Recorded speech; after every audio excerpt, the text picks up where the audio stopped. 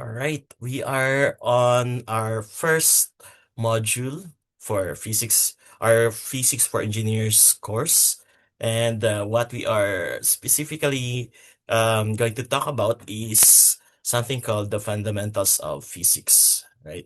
So something like the mathematics behind physics or the essential mathematics behind physics.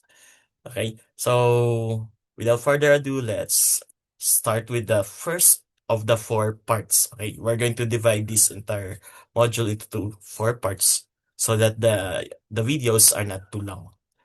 Okay, so when we say physics, we basically refer to the science of matter and its motion. And it is also known as the science that deals with concepts such as force, energy, mass, and charge. Okay, matter, motion, and their um, underlying concepts in between. Okay, and another thing that we can describe physics as is it is an experimental science with the goal of understanding the natural world. Okay, so we have so many questions about the world we live in, and physics will be physics is just one of the many branches of science that can help us understand how the world works, okay, or at least some aspects of it. And as a natural science, it is based on mathematical analysis, experiments, and measurements for finding quantitative physical laws for everything. Okay, so we don't just make um, some claims or some assumptions, or we don't just settle on approximations without basis. We are actually basing everything on mathematical analysis, and then we perform experiments to carry out our our hypothesis testing and other um, things that we want to test. Okay. Um, Again, for finding quantitative physical laws for everything. Okay, everything about the world we live in, right? So there are many branches of physics, and basically the branches are determined by the energy they are concerned of, such as, for example, if the energy is in terms of or in the form of heat, then the branch of physics that deals with that is thermodynamics. Or if the physics deals with electrical energy, then we have electricity and even electricity and magnetism. If the energy concerned is something that, or if the energy is in the form of sound, then the physics for that is called acoustics. Right? So there are many branches of physics, and some of them will be covered in this course. Okay, but before everything else, we have this common denominator of all those branches of physics. They are all dependent on the concepts that we will discuss in this module. Okay. One of which is, of course, understanding how physics and engineering actually relate. Okay, so why physics for engineers? Before we answer that, let's have a quick overview of what we call the Industrial Revolution. Okay, just in case you don't know, we are currently in the fourth Industrial Revolution, and of course, if we have the fourth, that means we had the third, the second, and the first. So before the first Industrial Revolution, we only have, or the very first engineering field that we had was civil engineering. That's why it's called the mother of all engineering courses or disciplines. And when the first industrial revolution took place, uh, another significant um significant milestone in engineering emerged, and that was the mechanical engineering, the inception of the mechanical engineering field. Okay, through the mechanization led by the steam engine. Okay, so that happened somewhere in the 18th century. Um, if you can still remember the Wild West era, right? Cowboy versus Indians and so on. Okay.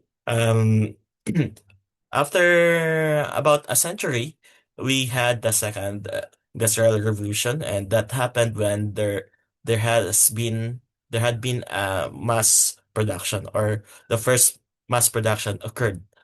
Okay, especially with the development of first the oil industry, and then second the electrical energy.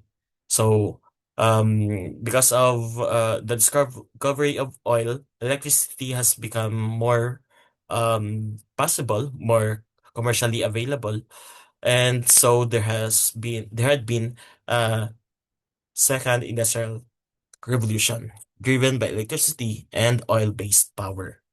Okay, so all the production became way faster than the first revolution.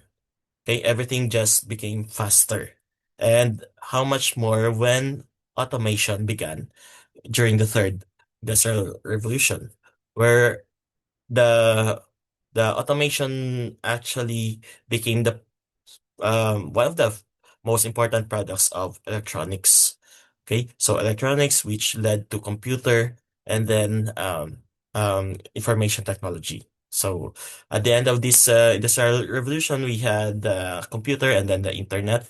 And a few years after, okay, which is what we have right now, where we are right now, we now have the fourth industrial revolution, collectively called the new technologies. So we have IoT, artificial intelligence, big data, cloud, cyber physical systems, and many more. So with that, if you have noticed the pattern of the Industrial Revolution, there's always a new branch of engineering that emerges.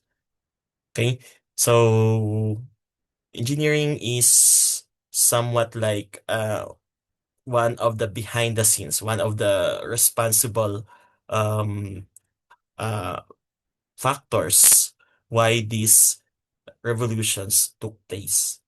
Okay. As you can see here, engineering is a form of applied science with physics as an important part. Initially, engineering started with mechanical and civil engineering as the main branches, which are both derivatives of engineering physics. And that's why majority of the topics in physics are actually crucial to those engineering disciplines.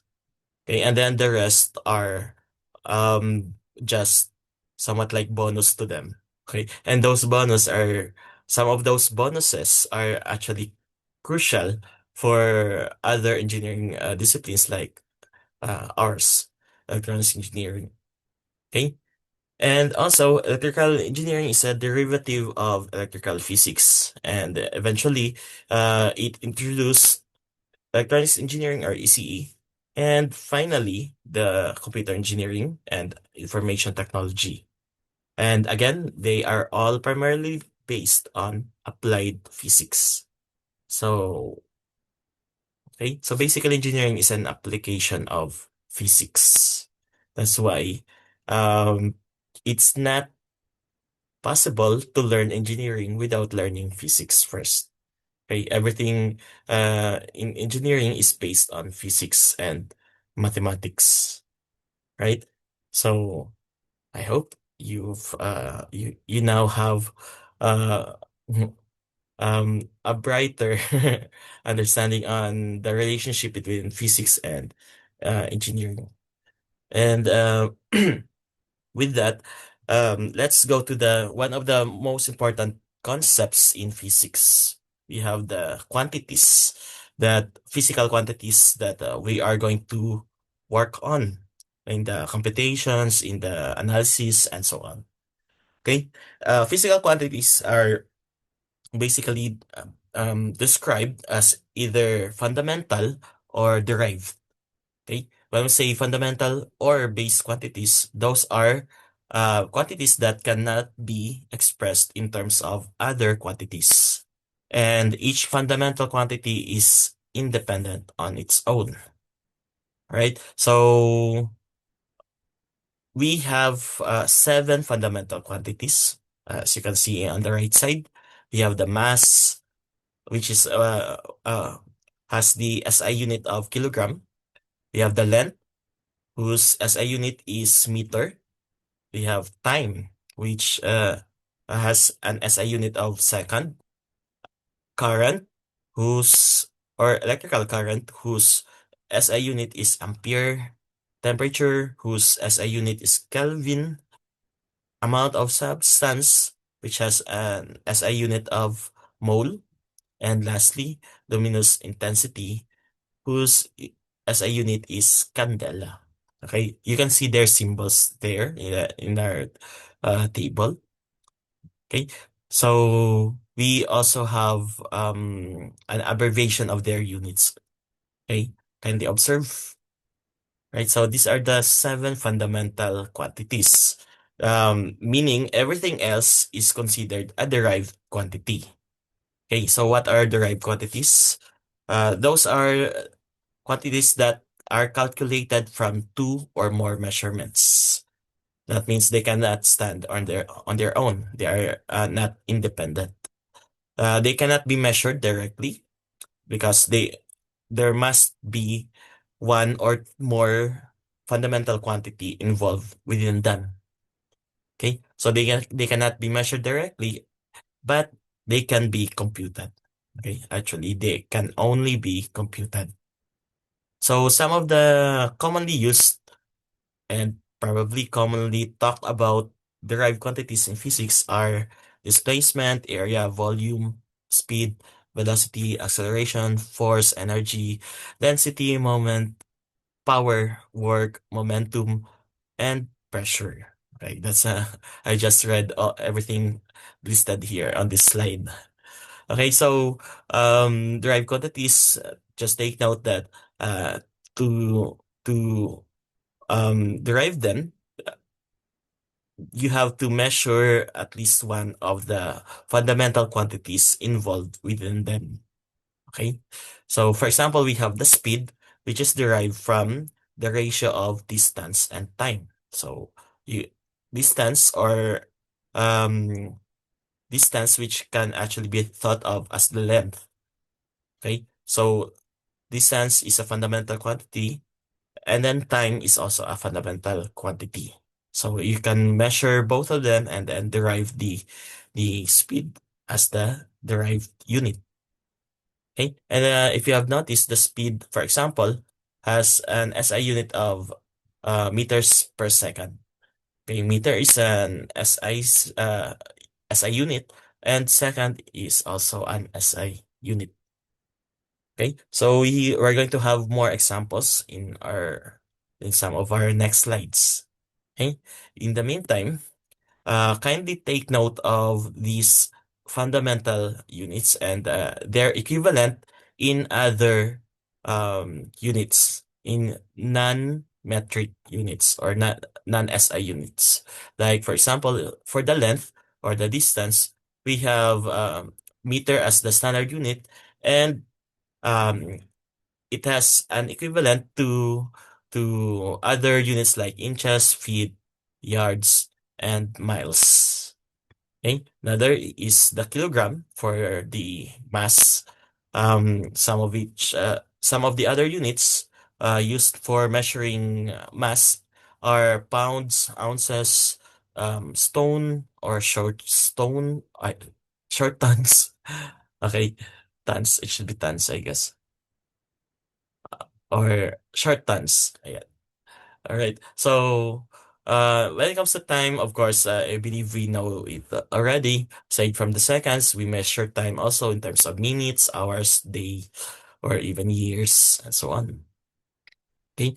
And we have also have other units for electrical current, thermodynamic temperatures, amount of substance, and luminous intensity. So kindly observe. Okay. So again, these are the fundamental units, and kindly um, memorize by heart these units, these SI units, okay? Because when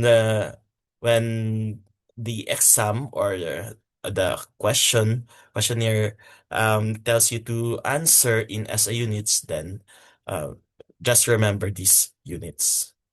Okay. And in addition to that, we have some unit conversion for some derived units, like in terms of area. As you can see, area is just the square of the length or the distance. Okay. And uh, just basically, we try to memorize as much as we can. We try to memorize these conversion factors. Okay. And later on, you'll see how they are being, how do we convert from one unit to another.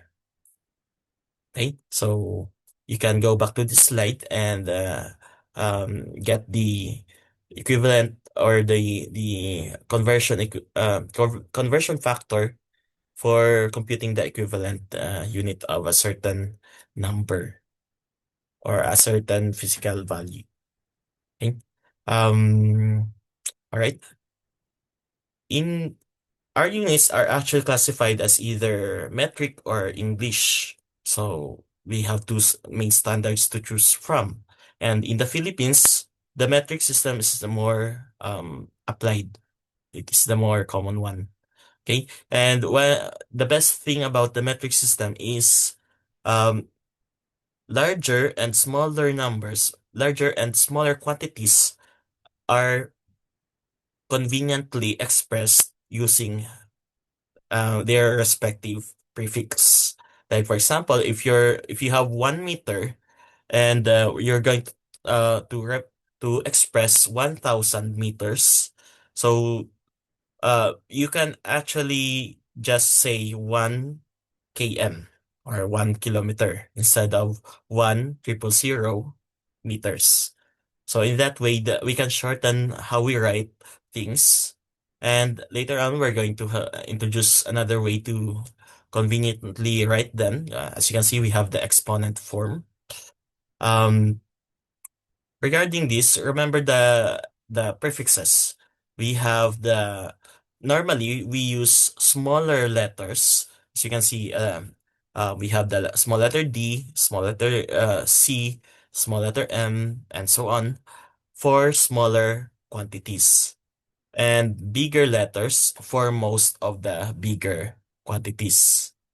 Okay, so starting with the mega, everything else is capital letters. Right? So one of the main relatable units for ECEs is the concept of the um uh wavelength and frequency. Okay, that's what we have when we are talking about what we call electromagnetic waves or EM waves. EM waves, basically these are the ones responsible for our wireless systems. Okay, whether that's Wi-Fi, Bluetooth, infrared data transfer, and other wireless technologies that we have, including AM and FM broadcast, including TV broadcast, including amateur radio broadcasts. All of those things actually make use of EM waves. And we're going to talk about that actually in our final module for this course. Okay. In the meantime, um, you can see that the frequencies are actually expressed in very big numbers. Okay. For example, we have gigahertz. Gigahertz, that means 1 billion hertz. Okay, instead of writing how many zeros? Nine. Instead of writing nine zeros, you can simply write one and then the prefix G, capital letter G, and then the symbol for hertz, which is HZ. Okay, and that's it. You have your 1 gigahertz or 1 billion hertz. So in that way, you can shorten what you need to write, and of course, you can save space in your paper or in your whatever thing that you write on. Okay, and of course, you can save time when writing. Right. So notice also that if you convert, remember, as you can see below, um, with respect to the standard or the constant speed of light, which is 3 times n times 10 raised to 8 meters per second, we can actually derive or we can convert the wavelength to frequency and vice versa. And remember, if frequency frequencies are normally in big numbers, meaning the ones they usually range upward, okay, on this part, okay, they have a lots of zeros, okay, a lots of digits. On the other hand, the wavelength are normally measured in terms of very small numbers, micrometers, nanometers, and so on. So below these numbers are usually, or wavelengths are usually ranging in these numbers. Okay, these very small numbers. Okay, and for example, 1 micrometer of wavelength can be written as one, the micro or the mu symbol, and then meters, letter M. Okay? Or if you have 1 nanometer, very small measurement, you can simply write one, small letter n, and then M. Okay, so that's the beauty of the metric system, and it's very important that you try to memorize the different prefixes used, which ones are the bigger, which ones are the smaller. Okay, so it's very important in engineering and in physics. Okay, so I hope you try to uh, meditate on this one. Okay. And now let's try to apply the concepts of units and their equivalents. How do we convert them, especially with the help of the process called dimensional analysis? Okay, so for example, I guess I have to zoom it in for emphasis. Okay, so for example, if we convert meters per second to kilometers per hour, then, for example, our number, the value is 10 meters per second, 10 meters in 1 second. So we can do this way. We can just convert first the seconds to minutes and then minutes to hour. And once done, we can convert the meters to kilometers. So for example here, 10 meters per second, we convert the second first into minutes. So we have a multiplier here, and that multiplier is basically a ratio. So if we have the seconds below, or if we have the seconds on the denominator part, then the seconds on our multiplier must be above or must be at the numerator. So while the new unit must be below. Okay? Why? So that the seconds will be canceled out. Okay? Seconds, cancel. And now the new unit will be meters per minute. Okay? But that's not what we're looking for. We are looking for the kilometers per hour.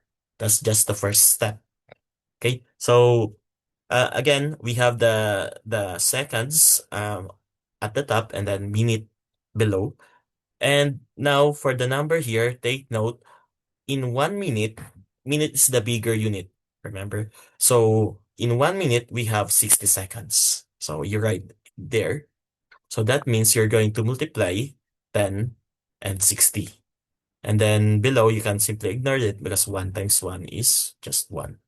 So 10 times 60, that's 600. So therefore, 10 meters per second is actually 600 meters per minute.